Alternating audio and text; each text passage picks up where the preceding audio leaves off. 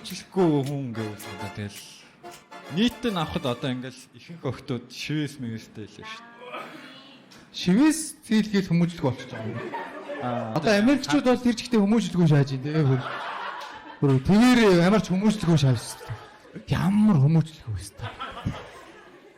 Манай эмэгтэй шивэстэй юу? Бугуун дээр л ганцхан шивс. Гоё шүү дээ. Бугуун дээр гад шивэс зүгээр үү? Манай мэдгүй байна. Ер нь бол шивэс нь жоохон дургу юм чи өөрөө? Тийм би өөрөө шивээс нь дург болсон. Яагаад? Ахтайм сурдаг болохоор. Ахтайм тэгээд кодлцсон юм уу чамаг? Ер нь шивээс юм дург. Аа. За тийм хувийн л үзлээд л шүү дээ. Тийм тий. За манай тэгвэл залуугийн celebrity crush.